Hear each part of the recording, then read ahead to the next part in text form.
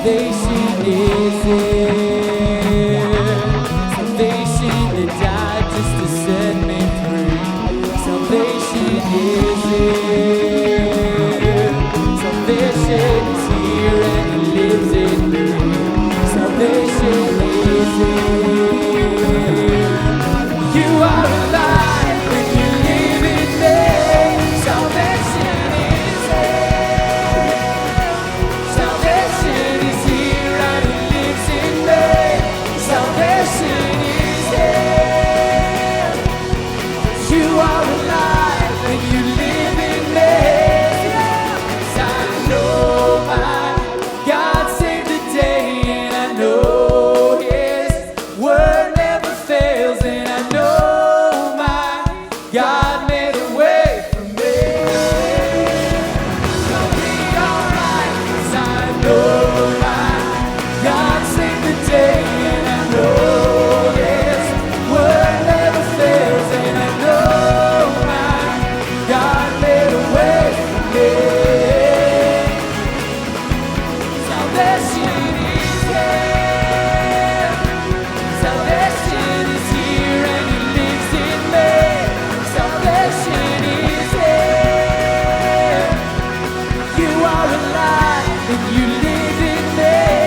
Salvation is here.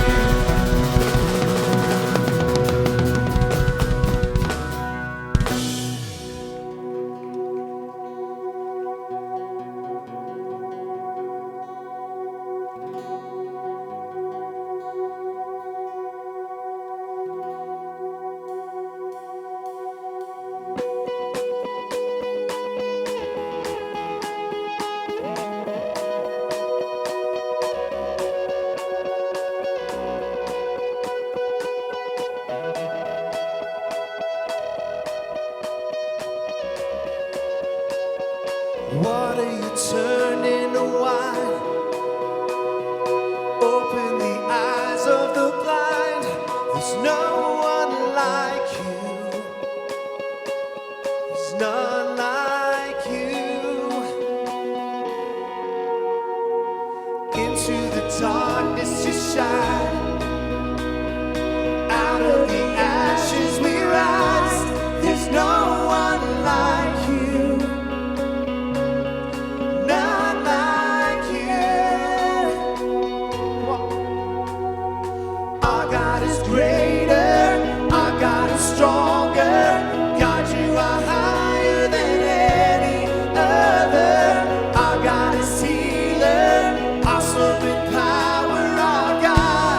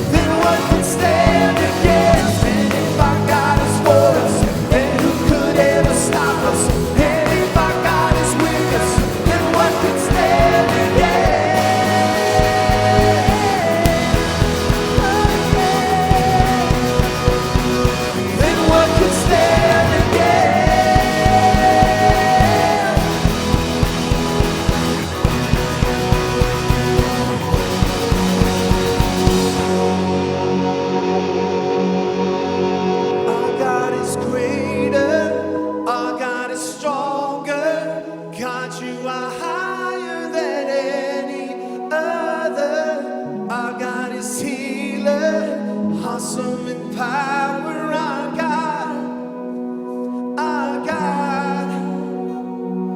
Our God is greater, our God is stronger. God, you are higher than any other. Our God is healer, awesome in power, our God, our God.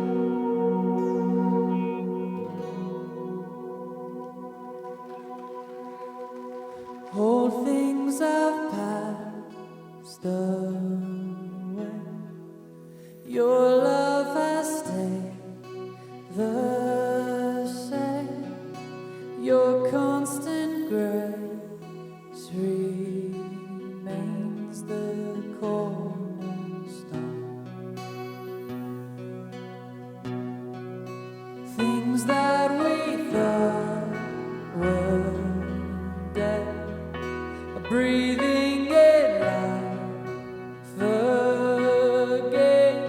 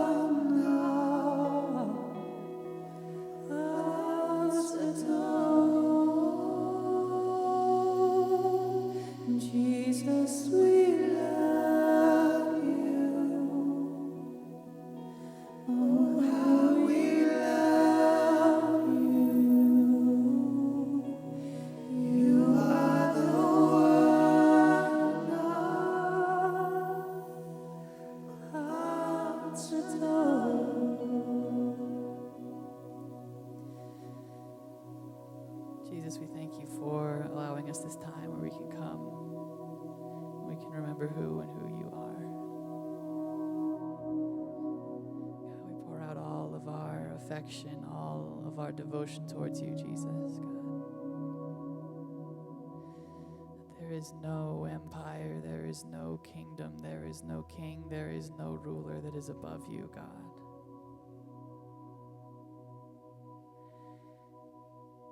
Thank you for the ways that you are actively moving in all of our lives. In your name we pray. Amen. You guys can have a seat. I was baptized when I was younger. It was something everybody else was doing, and I didn't really understand it. I didn't go to church a lot. Before I met my wife, I was early 20s and didn't go to church, didn't do much along those lines. Through her showing me, church and what it means to her and what it meant to her family and things like that, got real interested in it, and the more time we spent going to church, the more I realized it was something that I not only enjoyed doing but knew that I needed to do. I just noticed that I'm overall a better person. I have a better attitude towards other people. I have a better attitude towards my wife, my children, my family. Just a happier person.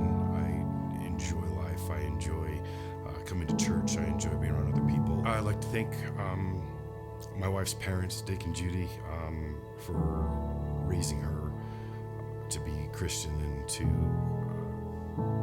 have the beliefs that she's got, because without them teaching her and then without her teaching me, it would be something that I believe is a possibility that I wouldn't have in my life, maybe I wouldn't have in my children's lives, and that's very important to me.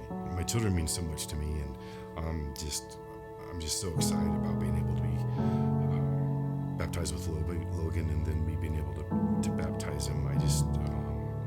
It's very exciting, and I'm so proud of him and our family, and I think it's just going to be a really, really neat thing. I'm getting baptized because I believe that it's the right thing to do, and I really believe that it's the next step in me being able to just be comfortable and happy with my faith and my walk with God, and I'm just very excited about it.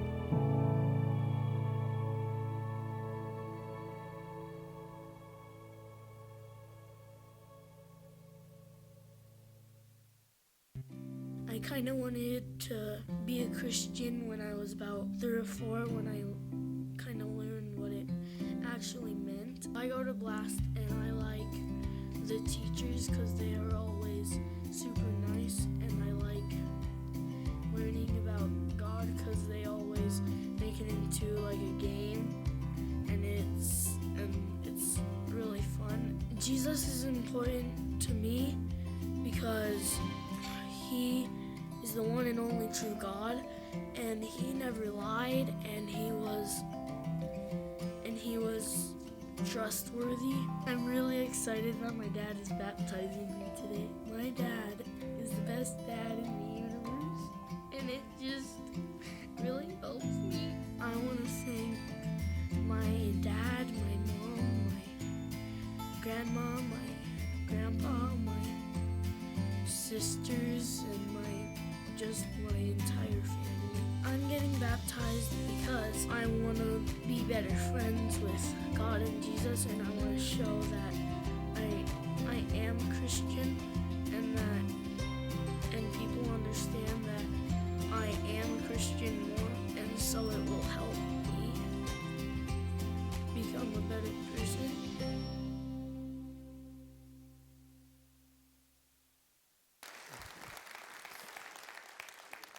Hey, those baptisms are going to take place second service. If you want to come back during this part of the service and celebrate that, it's actually going to happen second service. Let's give it up one more time for Matthew and Logan and those two stories, right? That's what it's all about. That is what it is all about. So, hey there, good morning to you. Welcome to DCC, this place we call DCC, and happy Memorial Day to you. So glad you're here. It's always true, especially true if you're brand new. Hey, if you're brand new, thanks for being here today. You need to know you're in a room full of people just like you. We've all made mistakes, hurt people, been hurt by people, have parts of our lives and stories that we wish we could delete, erase, change, and do over. If any of that sounds like you, what we say in this place is me too. All of your story is always safe and welcome here, regardless of how it reads, and you belong with us regardless of what you believe. And we hope you've already felt that and experienced that in your time with us today and you want to come back. So happy Memorial Day to you. We're going to shift things up today. We're going to do things a little bit different here today. We just finished a series called Heart Attack, and we were talking about how we've got to learn to fight for our hearts, fight to get our hearts back. We've got to fight so that our hearts can be free, because a life of freedom is what we are after for every single person that walks into this place every single week. And the challenge that we face in this freedom thing is freedom is not free.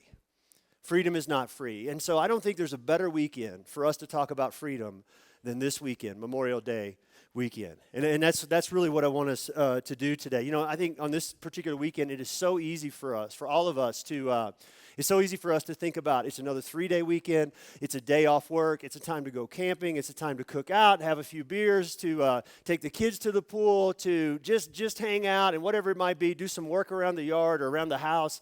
It's so easy for us, I think, for us to forget about the price that has been paid.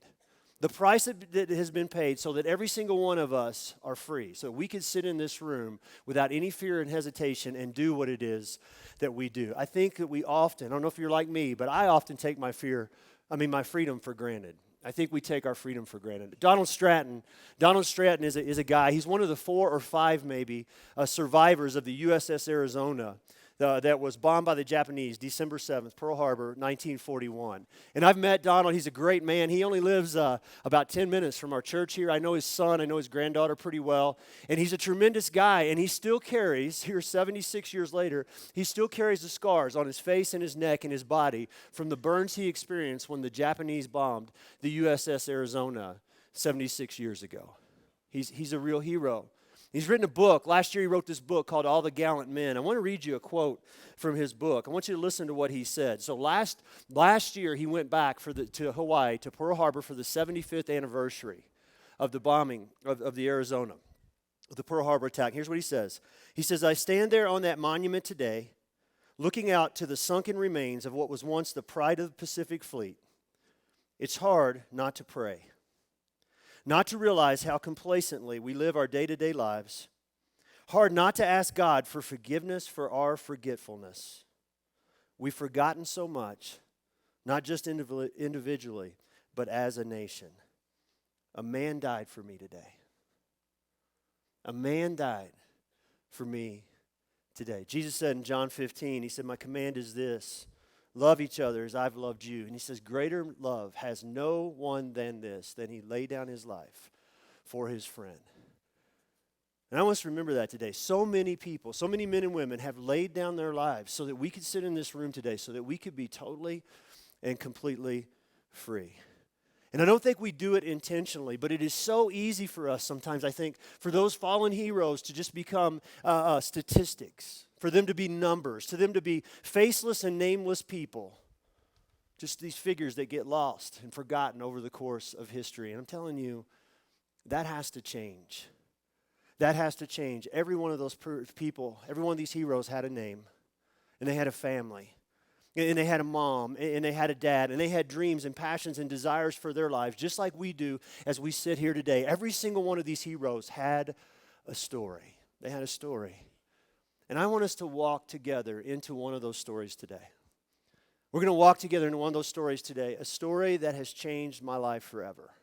I heard it 5 or 6 years ago for the first time. It changed my life forever. A story that continues to change my life every single time that I hear it. Listen, I want this. I hope that today changes Memorial Day weekend for us, not just for 2017. I'm hoping today changes Memorial Day weekend forever for you and for me. Tell me what a great guy your daddy was. He was a crazy, adventurous guy who would always take risks. And he wouldn't care what other people said. He would do it.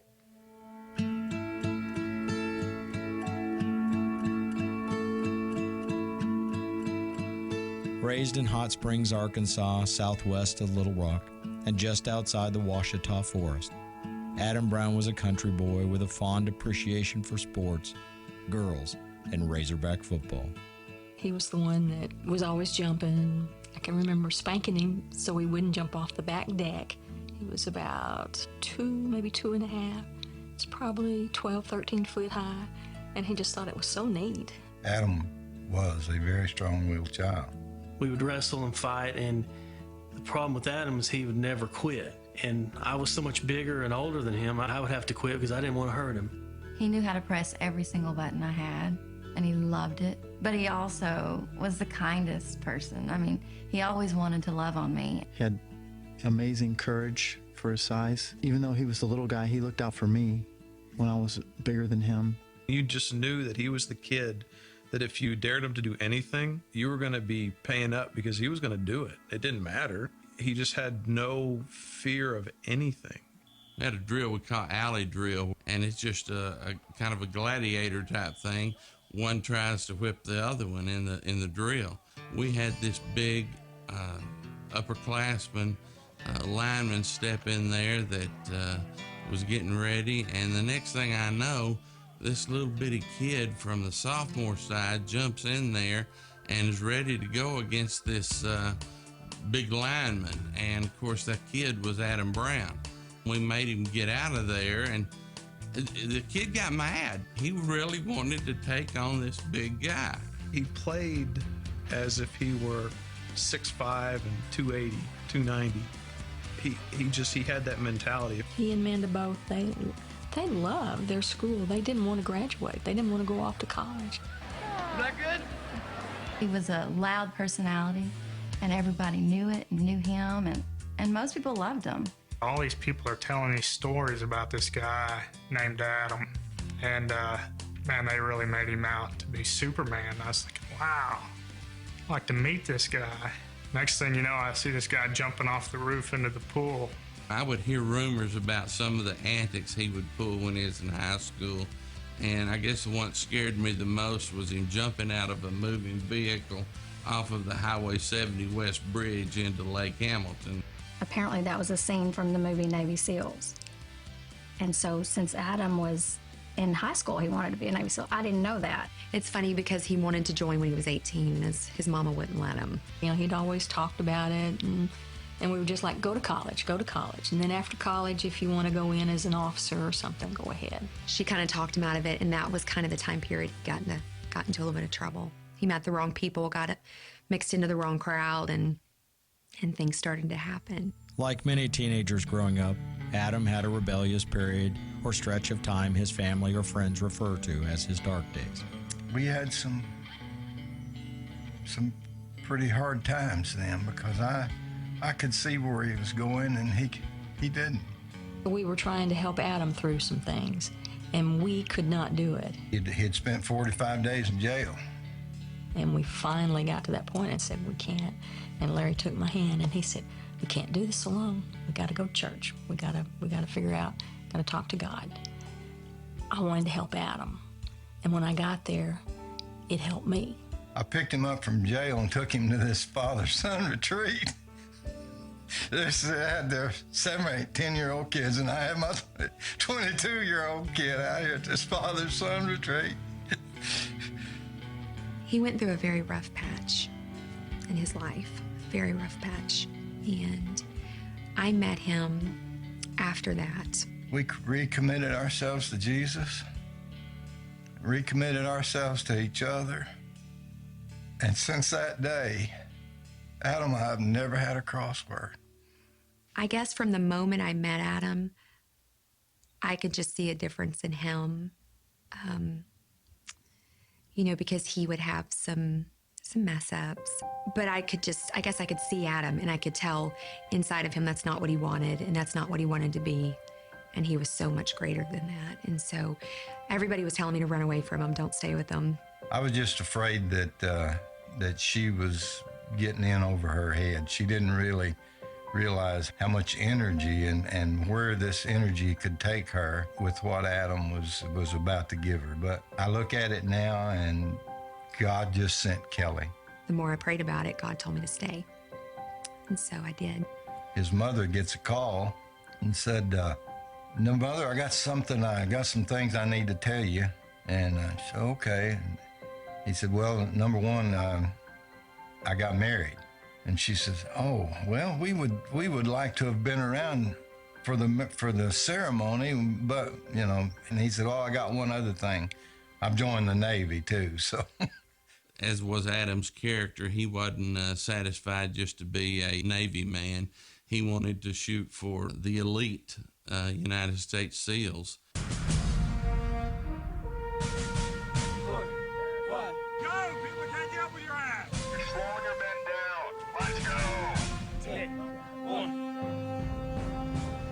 There's nothing easy about joining the ranks of the elite Navy SEALs.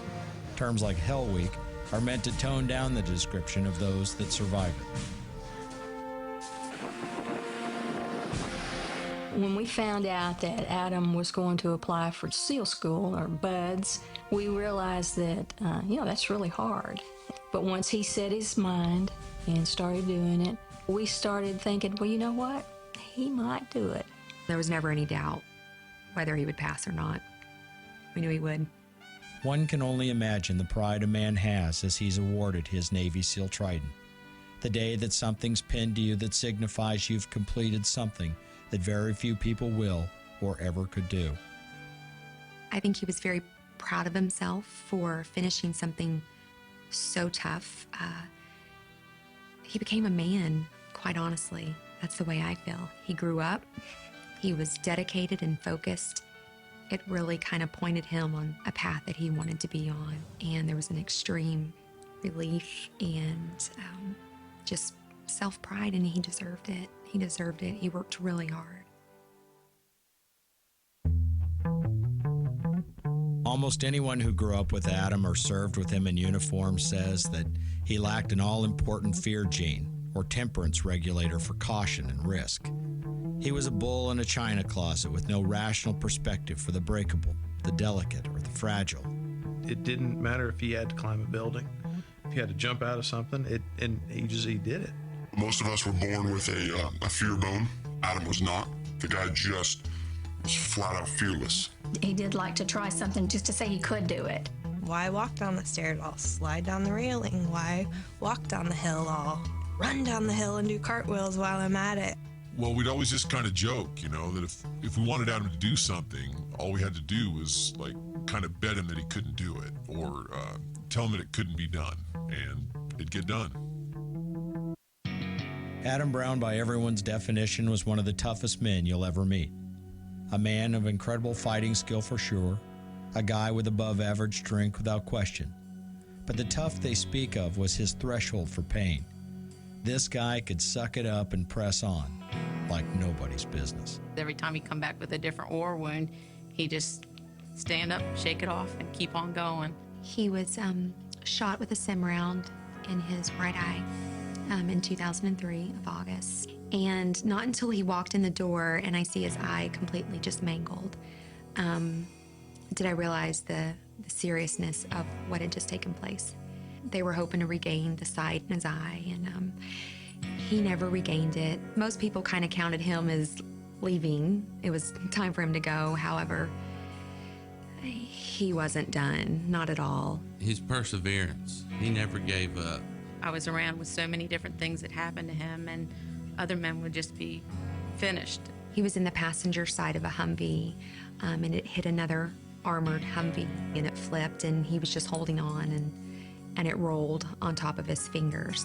As the dust was settling, Adam noticed that one of the guys in the back of the Humvee was critically wounded. Without regard for any of his own injuries, Adam went to his aid. I don't even think he really thought about his injuries until somebody looked down and noticed his fingers were missing. And I think they pretty much kind of just picked one of them up and kind of taped it on for him and gave him a bit of shot of morphine, and he carried on. Adam's buddies had to literally force him to get treatment. Doctors were able to reattach his fingers, but complete feeling or dexterity never fully returned to them. That's the one thing I always knew about him from my husband, is that this guy could get through anything. He had the opportunity to move on in his career and have some more extensive training. He was forced to use his non-dominant eye in all of the training with the weapons we were using. He didn't really look at it as an obstacle. It was more of a challenge to him, something to kind of overcome. The shots he was making and the qualifications he was passing are qualifications that most operators would not be passing with their dominant eye. He was doing it with one good eye and one good hand, and he still made it through, this training and got to be exactly where he wanted to be in his career. I had the great fortune of meeting Adam Brown in Las Vegas. Adam had volunteered his time to help NRA evaluate the direction we were going in our Life of Duty initiative in the American Warrior magazine. I knew that Adam and other elite guys like him would give me the unvarnished honesty I was looking for, and that's exactly what Adam and his guys gave me that night. He was definitely not one to brag about things he had done. He acted like he never even did anything for the SEALs. Adam is a really compassionate guy. He loved kids. We were over in Afghanistan, and there's lots of kids running around with no shoes on. And most of us are like, yeah, whatever. But, he made a phone call to his pastor back home. Within a couple weeks, it's a box of shoes. And here's Adam, in the middle of a war zone, passing out shoes to these kids. It's unbelievable. That's the most striking thing with Adam, is that being, in the SEALs and the toughness, but also when you really got to know him, he was really just a nice guy. He really liked to help people. The military is not the easiest place to live out your faith. Adam was the guy that everyone looked up to. He would not only talk the talk, but he would walk the walk. He always found the time to study God's word because he knew that was the most important thing in his life. He wasn't a pew-jumping, Bible-thumping Jesus freak, or the kind of guy that browbeat you with the good book and the good news. He was a guy that lived his faith daily and never made any false pretense about his own shortcomings, his own temptations, or the things in his own life that he was working on. When you find out what he does for a living and then you know him, you just see how the two are just so, it's hard to put the two together sometimes. I mean, I work with him in the kids ministry here at Atlantic Shores, and, he was teaching second graders. Adam was the kind of guy that would bring his Navy SEAL friends who maybe were not walking with Christ or had never even been to church. I know a lot of men I talk to all the time who tell me that they learn so much about living for Jesus Christ just through their interactions with Adam Brown. You're big and strong. Wow, you ripped that pillow away like it was a pillow. He loved his family like you wouldn't believe.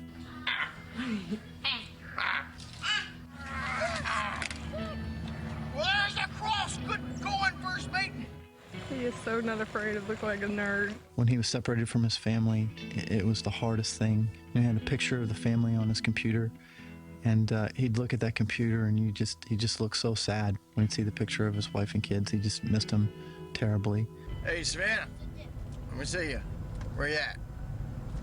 There's little baby. He didn't want me to grow up, so he'd get me flowers and he'd get me little bunnies or something like that. He tried to get me to do things I thought I couldn't do, and he pushed me to the limits. I like that. There's Nate. There's Mom. He was a total family man, and I know that his job, although it was a priority, I knew that I was his first, and that job was there to take care of me and the kids. Adam was an example to all of us. His wife and his kids were first. It was that apparent.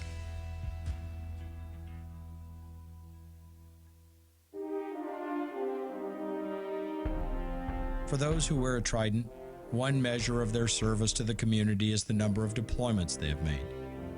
Adam's standing thus was not in jeopardy. Adam had made numerous deployments, but this last deployment for Adam was different in another way, because it truly was supposed to be his final deployment into harm's way. He had done everything he could do. He got where he wanted to. And there was really nowhere else for him to go. He was kind of at the tip of the spear. And so for him, he had felt like maybe there was another hat he could wear. This wasn't all that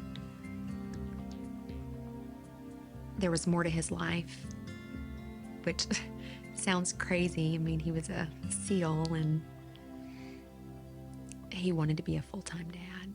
In March of 2010, deep in the heart of the Hindu Kush of Afghanistan, Adam and his team launched a raid to capture or kill a high-level Taliban target. As they made their assault, Adam's teammates fell under heavy fire, and Adam responded to a request for direct fire into a room near him, exposing himself to danger and unaware of a hidden adversary just out of sight.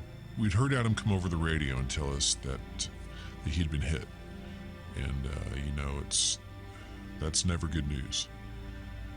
We made our way into the compound and we immediately were able to get eyes on him, and there was a lot of rounds flying around.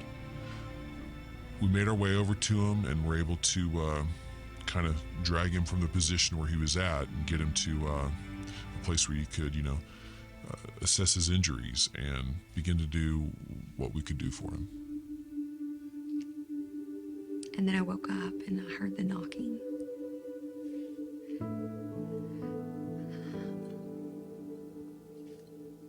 And immediately I knew no one's gonna be knocking on my door at 12 o'clock at night. And I started making that long walk from my bedroom to the front door. One of those images that you cannot get out is opening the door and seeing 4 men in dress blue uniforms. Immediately, they don't have to say a word, you don't have to ask, what has happened. I opened the door.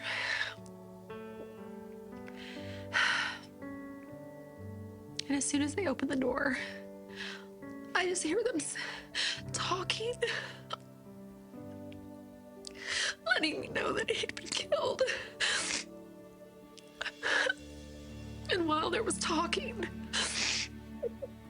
I could see my friends. I could see Adam's friends standing on either side of us. And the guy speaking. And they're the ones that I knew would be there if anything ever happened. And so I knew it was true.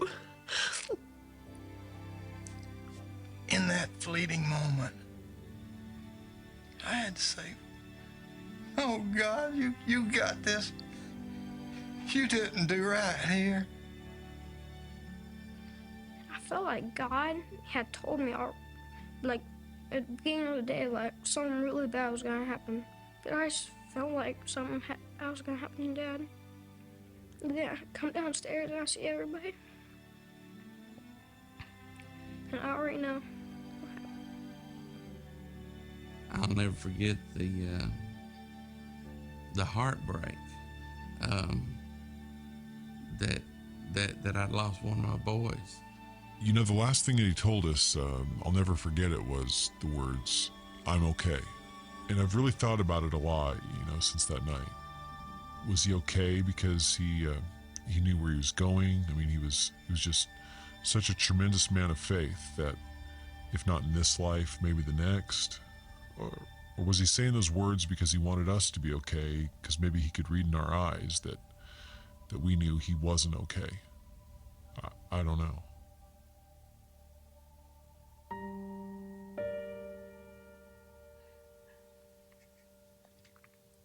I know good things will come out of this. Great things. And if God gets one victory from this, Adam's life was worth it. Not only did we lose a warrior for our country, but we lost a warrior for the kingdom of heaven. But God has something special in this process. We don't always understand it. And I never try to explain it, because you can't. But I've discovered over time, we discover God's purposes in life. I feel like God used him to save lives from where he was at, because he was touching people in a place where they could be untouchable. He's compelled people to name races in his honor, to to do things for charity. He's just compelled people to try and do good things in his name. I think Adam's legacy is just so powerful that he's touching so many people now by the life that he lived. I appreciate what he did for our country, and I just wish that, more Americans realized it. I mean, it took the death, truthfully, of Adam passing for me to really grasp of what these men and women are putting their lives in danger every day. The members of his team have made what would have been unbearable bearable. It's amazing, for some guys that are so tough, how much they care about this family. I've never been more impressed by a group of people than those members from his team. I was stunned and also proud that this country has people like that. And also proud that Adam was one of them. Adam Brown's parents' house sits near the Lake Hamilton Bridge. After his funeral, in a fitting tribute and display of solidarity, Adam's teammates lined along the narrow concrete rail of this very same bridge, pounded fist, and launched themselves into the river below. It was a sight his family and friends will not soon forget.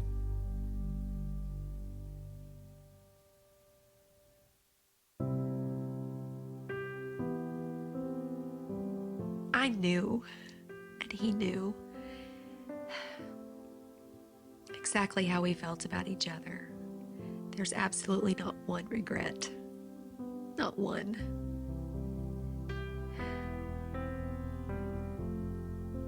I would do it all over again, even if it meant losing him again. I was privileged to be Adam Brown's dad. Even though I would still love to have him, I wouldn't take a minute of it. I say that it was God gave me the privilege to be Adam Brown's dad. Adam's life was both purposeful and powerful on the lives of all he touched in life and death. He's left a mark that cannot easily be erased, a legacy impossible to forget.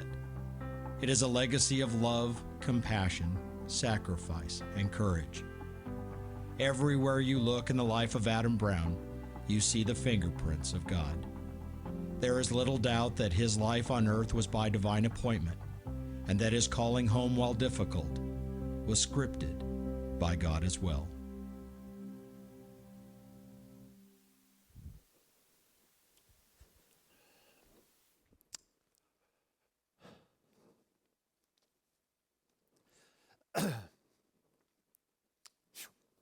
Best sermon I ever preached right there.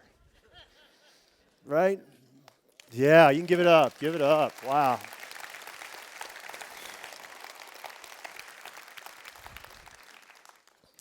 I want to be a man like that. That story has forever changed my life, and every time I see it, it changes my life a little bit more.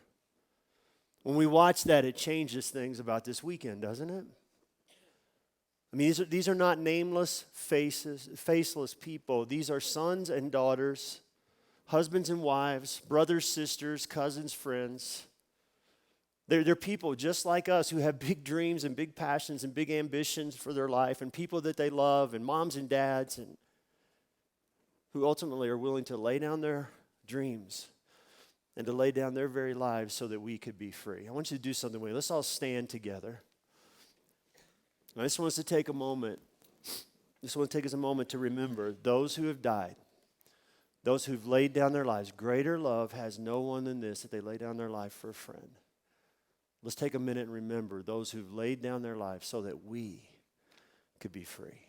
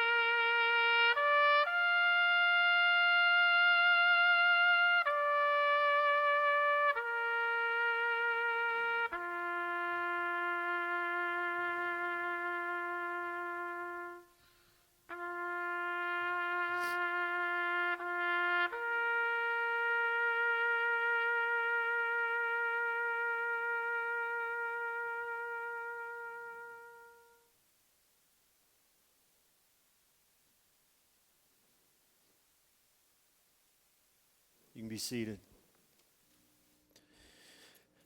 I love what Donald Stratton says in his book, All the Gallant Men.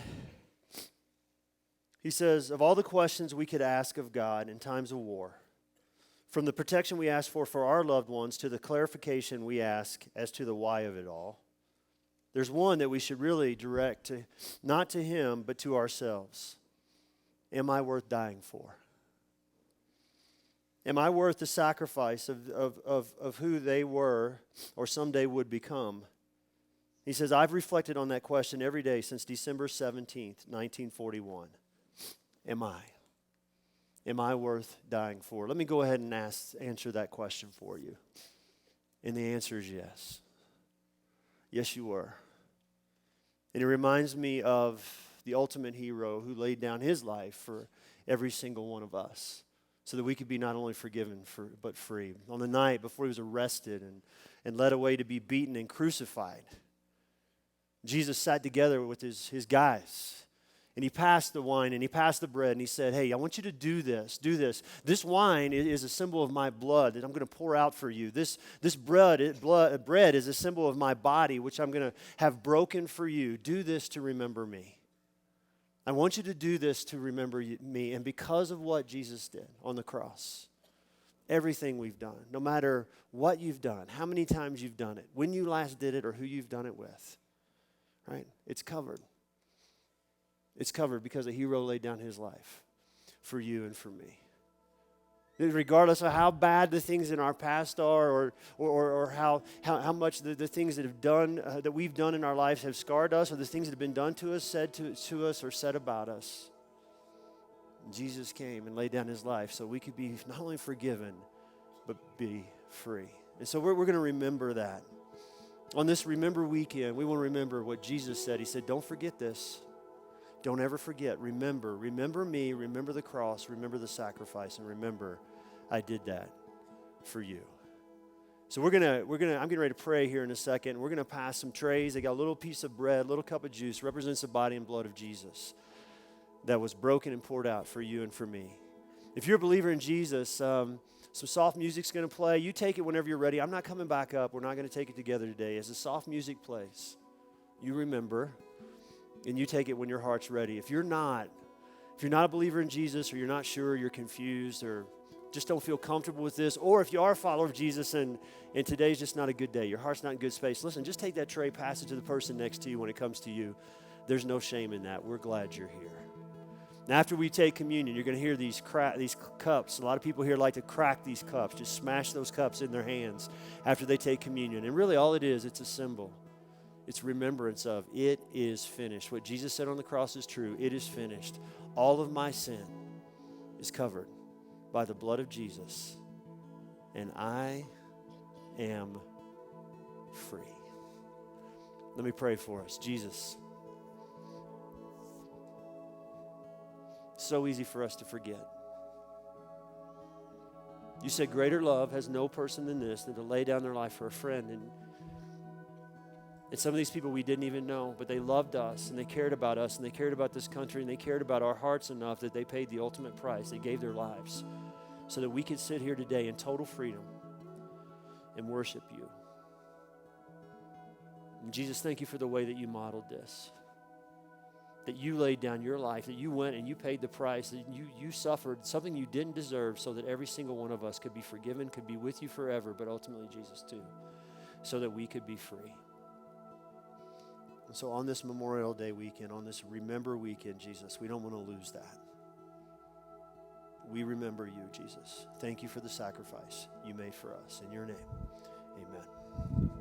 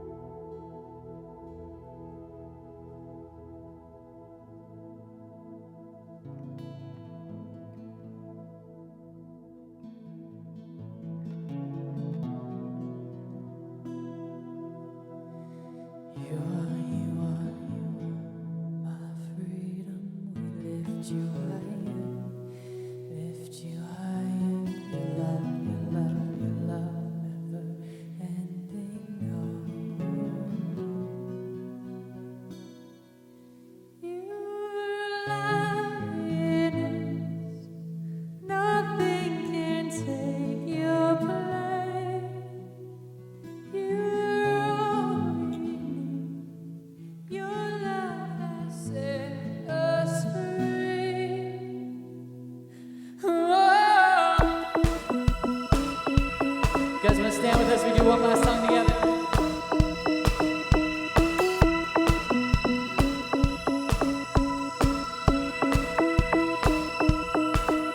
I was lost with a broken heart. You picked me up, now I'm set apart. From the ash I'm born again, forever safe in the Savior's hand. You were more than my words could say. I follow you, Lord, for all my days. Fix my eyes, following your ways. Forever free in unending grace. 'Cause you are my freedom. We lift you higher, lift you higher. Your love, never ending. Oh, oh, oh. You are alive in us. Nothing can take your place. You are all we need. Your love has set us free. Whoa.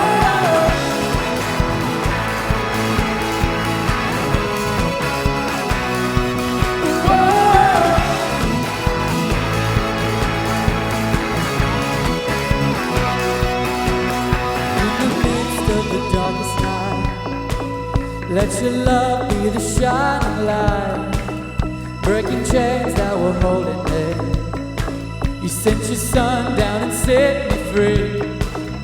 Everything of this world will fade, pressing on till I see your face. I will live that your will be done. You won't stop till your kingdom comes. 'Cause you are my freedom. We lift you higher, lift you higher. Your love, never ending. Oh, oh, oh. You're alive in us. Nothing can take your place. You are all we need. Your love has set us free.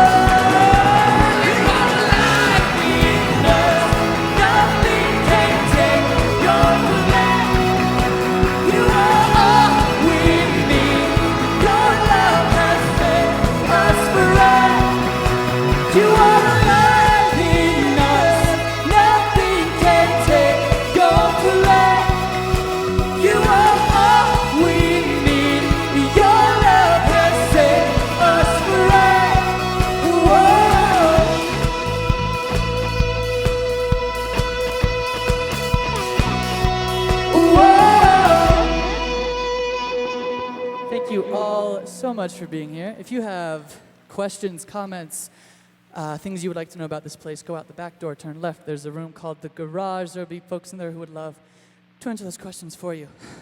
That song has a lot of movements. I'm the only one who does them. If you would like prayer for anything that you heard this service, anything going on in your life, there'll be folks under the screens to my right and left who would love to pray for you. And we don't pass the plate around here, but if you would like to support us financially, we have boxes on the wall in the back. Have a lovely weekend. Go and overwhelm Starbucks. See you all next week.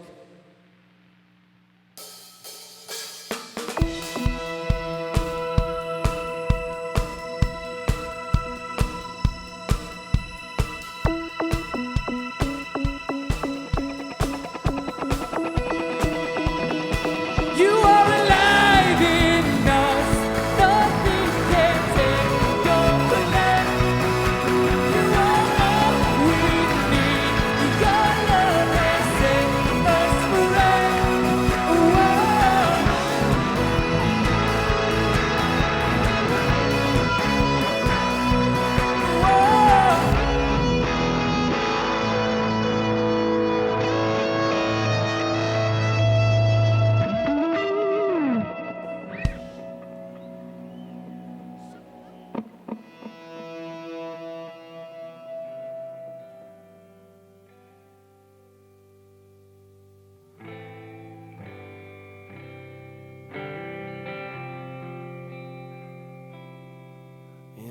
valley.